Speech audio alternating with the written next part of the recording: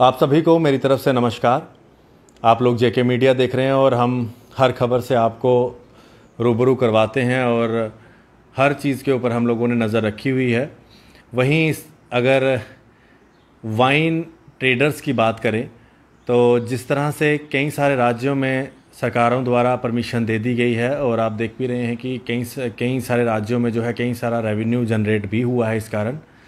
जम्मू कश्मीर की बात करें तो अभी तक जम्मू कश्मीर के अंदर जो लीकर सेल है इसकी परमिशन सरकार द्वारा नहीं दी गई है, लेकिन कुछ प्रपोजल्स भी सरकार के पास किए हैं वाइन ट्रेडर्स एसोसिएशन की तरफ से। और इसी बारे में बात करने के लिए मेरे साथ मौजूद हैं चरणजीत सिंह जी, जो कि प्रधान हैं वाइन ट्रेडर्स एसोसिएशन के। उनसे हम बात करेंगे कि आखिरकार इन्होंने क्या प्रपोज़ल भेजा है और सरकार की तरफ से अभी इनके पास क्या इनको अभी तक कहा गया है। सर, आपका बहुत बहुत स्वागत है।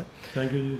चरणजीत जी, आपकी तरफ से अभी तक सरकार को क्या प्रपोज़ल दिया गया है? ऐसा है आशीष जी, हमने अपने डिपार्टमेंट को रिक्वेस्ट करी है कि जैसा कि अदर स्टेट्स में दुकानें खोली गई हैं तो यहाँ भी दुकानें खुलनी चाहिए। और इसका ये है कि अभी आपने देखा होगा पिछले दिनों कि ये बड़ा चिंता का विषय रहा कि बाहर से जो शराब आ रही है यहाँ पे, और काफ़ी सारी शराब जो है वो पकड़ी गई है। लखनपुर में भी पकड़ी गई है, डेगाना अपना गंग्याल में भी पकड़ी गई है, दमाना में भी पकड़ी गई है और मेंढर साइड में भी पकड़ी गई है। तो ये अदर स्टेट्स की जो शराब आ रही है, इससे हम ये सोच रहे हैं कि देखें, इससे हमारे जो यूटी है उसको तो कोई फ़ायदा होने वाला नहीं, ये हमारा नुकसान तो है ही, लेकिन जो बाहर से बिक रही है लोग भी उसको डबल दाम दे के ख़रीद रहे हैं और आगे वो लोग उसको पी रहे हैं।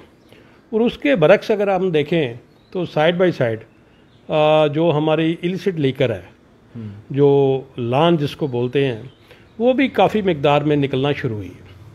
पिछले दिनों पुलिस ने काफ़ी सारे एफर्ट लड़ाए और काफ़ी सारी लाहन भी उन्होंने पकड़ी। तो हमारे डिपार्टमेंट ने भी लान के ऊपर रेड किए हैं और वहाँ उन्होंने लान काफ़ी सारी पकड़ी है। तो पहले तो मैं पुलिस का भी शुक्रिया अदा करूँगा कि उन्होंने एक तो वो कोविड-19 से लड़ रहे हैं, फिर वो इलीगल ट्रेड जो बाहर से हो रहा है उसके साथ भी लड़ रहे हैं। तो मेरी सल्यूट है उनको। तो दूसरा एक चीज़ मैं और कहूँगा कि यहाँ जो लॉकडाउन हुआ वो 24 को नहीं हुआ हमारे लिए, स्पेशली हमारे लिए। हमारी दुकानें जो पहले दिन बंद हुई वो 20 को हुई।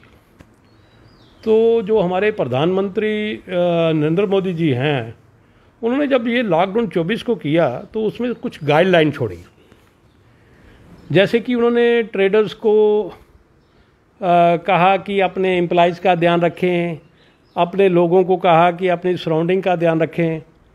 तो उसमें ऐसा है कि हमने भी अपने ट्रेडर्स को रिक्वेस्ट करी कि भाई जहाँ जहाँ भी आप समझते हैं कि नीड है और जितना आप कर सकते हैं, उन्होंने वहाँ पे अपना आज भी योगदान दे रहे हैं।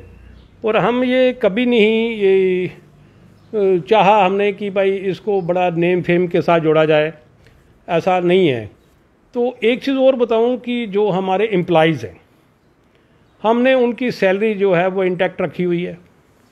आज अगर 2 महीने मान के चलें तो हमने 2 महीने की सैलरी उनके अकाउंट में जा रही है। कोई किसी तरीके से दे रहा है, कोई किसी तरीके से दे रहा है, लेकिन हम उसकी गाइडलाइन जो प्रधानमंत्री साहब की हैं गाइडलाइन, उसको हम पूरी तरीके से फॉलो कर रहे हैं। सर, कुछ इस तरह का भी सुनने को मिल रहा है कि कुछ परसेंट जो है बढ़ोतरी की जाएगी, जो लीकर के जो रेट्स हैं 50% की शायद बढ़ोतरी करने के लिए भी बात की गई है। क्या इसके अंदर भी कोई जानकारी है?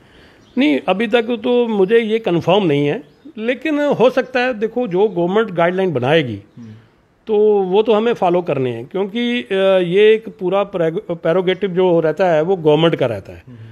तो गवर्नमेंट ने सारी चीज़ों को मद्देनज़र रखना है, लोगों का भी ध्यान रखना है और अपने रेवेन्यू का भी ध्यान रखना है। और जो आज ये इतनी आपदा पड़ी हुई है हमारे ऊपर, उसका भी गवर्नमेंट ने पूरा ध्यान रखना है।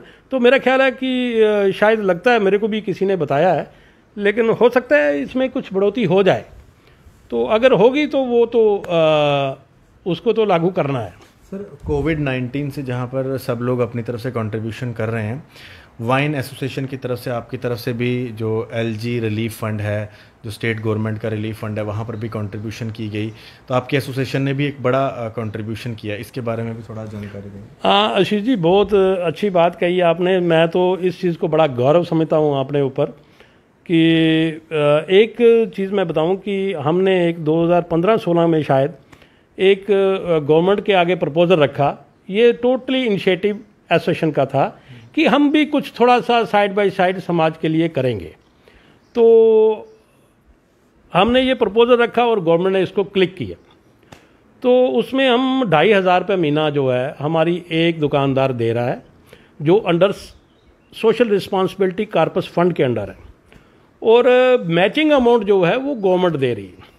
तो पिछले दिनों हमने जब ये पैंडेमिक फैला तो हमने आपस में मशवरा किया कि भाई हमारी तरफ से भी कुछ योगदान होना चाहिए। तो हमने ये रिक्वेस्ट गवर्नमेंट को करी कि जो हमारा पैसा पड़ा, हमारा शेयर पड़ा हुआ है, वो करीबन 3 करोड़ के करीब था। तो हमने इनको कहा कि आप 3 करोड़ रुपया जो है वो एलजी फंड में दे दीजिए। तो वहाँ पे इन्होंने कोई 2 करोड़ के करीब जो पैसा दिया एलजी फंड में। तो मैं ये समझता हूँ ये हमारे लिए बड़ी प्राउड की बात है। अमाउंट इतनी बड़ी नहीं है, लेकिन मैं ये समझता हूँ कि ये पैसा शायद आज हमने CSR बनवाया था, ये थोड़ा सा पैसा हमारी कंट्रीब्यूशन, जो छोटी मोटी कंट्रीब्यूशन है हमारी तरफ से भी ये वहाँ गई, जो कि एप्रोप्रिएट जगह पे पहुँचेगी।